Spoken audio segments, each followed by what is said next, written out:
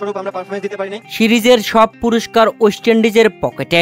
Match হারের পরে হয়টস হয়ে উপস্থাপকের প্রশ্নে একই বললেন বাংলাদেশ দলের অধিনায়ক লিটন কুমার দাস। ট্রফি নিয়ে এ কেমন সেলিব্রেশন ওয়েস্ট ইন্ডিজের? বাংলাদেশকে হয়টস করে একই বললেন ওয়েস্ট ইন্ডিজের অধিনায়ক রস্টন চেজ। প্রিয় দর্শক, 3 ম্যাচের টি-20 সিরিজের টানা 3 ম্যাচেই হেরে লজ্জাজনক পরাজয় বাংলাদেশের। বোলিংয়ে কিছুটা স্বস্তিজনক হলেও ব্যাটিংয়ে ছিল ভরাডুবি।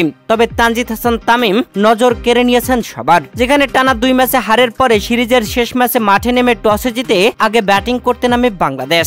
এক প্রান্ত আগলে রেখে খেলেন ওপেনার তানজিদ হাসান তামিম। তবে অপর প্রান্ত ছিল আসা যাওয়ার ব্যস্ততা। পুরো 20 ওভার খেলে বাংলাদেশ শেষ বলে শেষ উইকেট হারিয়ে 151 রান সংগ্রহ পায়। এ রানের মধ্যে তানজিদ হাসান তামিম একাই করেন 89 রান। মাত্র 11 রানের জন্য সেঞ্চুরি মিস করেছেন তিনি। প্রিয় দর্শক, বাংলাদেশের দেওয়া 152 রানের টার্গেটে ব্যাট করতে নেমে ওয়েস্ট ইন্ডিজ দাপটে ব্যাটিংয়ে 19 বল হাতে থাকতে 5 উইকেটের অসাধারণ জয় তুলে নেয়। আর এমন জয়ে ওয়েস্ট ইন্ডিজের কোচ ড্যারেন সামি রীতিমতো হাসিতে মেতে ওঠেন। প্রিয় দর্শক, বাংলাদেশ পাত্তাই পেল না ওয়েস্ট ইন্ডিজের কাছে টানা 3 ম্যাচে হেরে হয়টস হয়ে গেল। আর বাংলাদেশের বিপক্ষে সিরিজ জয়ে সিরিজের সব পুরস্কার তুলে নিয়েছে ওয়েস্ট ইন্ডিজ। যেখানে শেষ ম্যাচে ম্যান অব দ্য ম্যাচের পুরস্কার তুলে নিয়েছেন রস্টন চেজ। আর টুর্নামেন্টের সেরা খেলোয়াড়ের পুরস্কার তুলে নিয়েছেন রোমারিও শেফার্ড। বাংলাদেশকে হয়টস করে দিয়ে সিরিজ জয়ের ট্রফি নিয়ে উল্লাসে মাতে ওয়েস্ট ইন্ডিজ। যেখানে বাংলাদেশ ক্রিকেট বোর্ডের সভাপতি আমিনুল ইসলাম বুলবুল ট্রফি তুলে দেন ওয়েস্ট ইন্ডিজের অধিনায়কের হাতে। এরপরে ট্রফি নিয়ে উইনিং বোর্ডের সামনে ওয়েস্ট ইন্ডিজের কোচিং স্টাফের একজন ট্রফিটা নিয়েই শুয়ে পড়েন।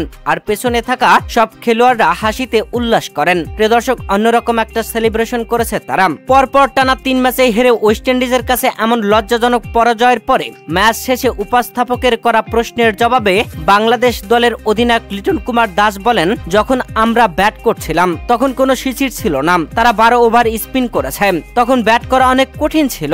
কিন্তু যখন আমরা বল করতে নামি তখন উইকেটে কোনো ট্রান ছিল না। আর মাঠ জুড়ে ছিল প্রচুর শিশির।